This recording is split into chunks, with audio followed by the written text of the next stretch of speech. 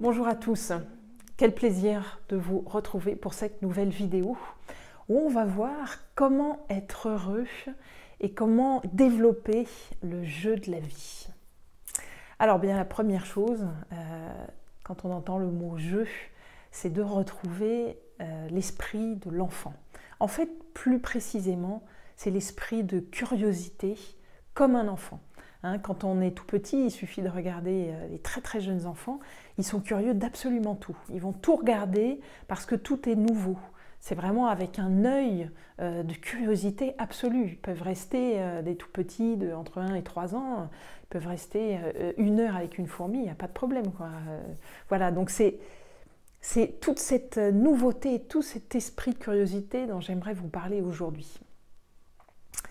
Donc, la première chose, c'est de vous mettre dans cet état d'esprit, de retrouver la façon de jouer et la curiosité de l'enfant à l'intérieur de vous. Et pour ça, il y a une façon qui est très très efficace dans votre journée pour créer du changement par la curiosité, et donc du coup être beaucoup plus heureux et vous sentir beaucoup plus vivant, c'est de vous poser la question « et si ?» Vous vous souvenez, quand vous étiez enfant, eh bien c'était et si on faisait ça? Et si on jouait à ça?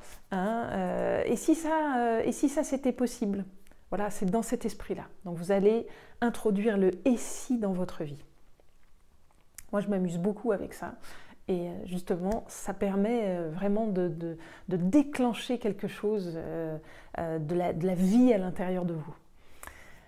Par exemple, si vous voulez vous améliorer dans votre alimentation, par exemple, moins manger, eh bien vous allez développer le « et si ». Et si vous êtes en train de manger et vous vous posez la question « et si je m'arrêtais de manger là maintenant ?» Quand vous sentez que vous commencez à avoir quand même relativement bien mangé, que c'est suffisant, même si vous avez encore un petit peu faim, à ce moment-là, vous vous posez la question. Et si je m'arrêtais de manger maintenant? Voilà. Ça ne veut pas dire que vous allez tout de suite y répondre, ça ne veut pas dire que vous allez tout de suite vous arrêter de manger.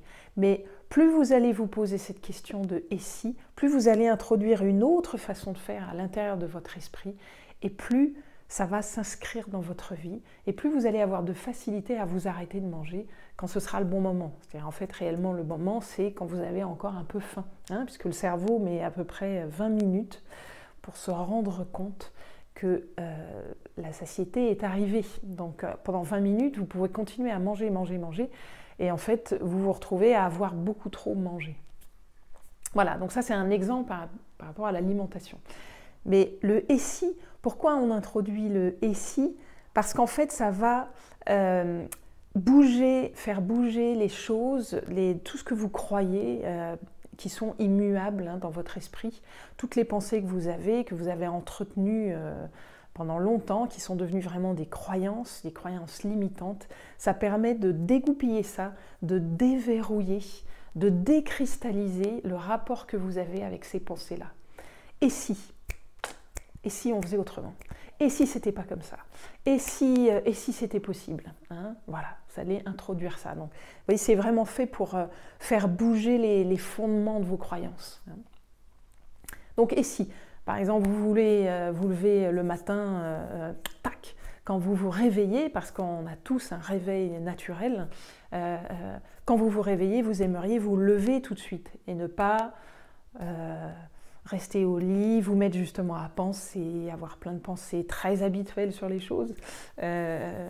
Donc pour éviter ça, vous pouvez tout à fait vous poser la question, tiens, et si je me levais tout de suite? Et si je me levais tout de suite? Vous pouvez même, qu'est-ce que ça ferait? Et si je me levais tout de suite, qu'est-ce que ça ferait? Encore une fois, vous n'êtes pas obligé de le mettre en application tout de suite. Laissez faire la vie. Laissez faire cette question. Et si? Et vous vous la posez de plus en plus dans plein d'endroits que vous aimeriez un petit peu changer. Ça permet aussi d'introduire effectivement le jeu, donc l'humour, qui fait que quand on veut changer, de façon grave et sérieuse, qu'on s'oblige à faire les choses, qu'on se force, en fait, ça n'a presque aucun impact sur notre vie à long terme. C'est-à-dire qu'on va changer un peu, mais comme ça ne crée pas de plaisir et de joie, eh bien on va revenir à ce qui était ancien, qui créait quand même peut-être une certaine dose de plaisir, même si c'était enfermant, mais il y avait quand même une dose de plaisir. Donc c'est important de créer dans ce changement de la joie par l'humour et par le côté enfant, c'est-à-dire et si, tac, on ouvre ce qui est fermé avec un jeu. Et vous allez voir que petit à petit, eh bien, ça va se mettre en place. C'est vraiment une façon de voir la vie de façon très dynamique, très percutante. Rayonnante. Vous allez voir que vous allez rayonner davantage en faisant ça. Et donc vous allez être plus vivant et donc plus heureux. Voilà, c'est simple. Mais je vous conseille vivement, moi je le pratique, c'est quelque chose que j'ai découvert et qui est très très amusant et très efficace. Voilà, dites-moi dans les commentaires comment vous vivez ça, surtout.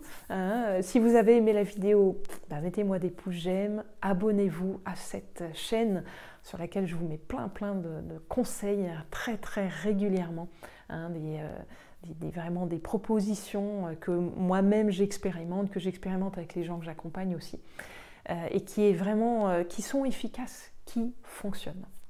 Voilà, je vous dis à tout bientôt avec grand plaisir.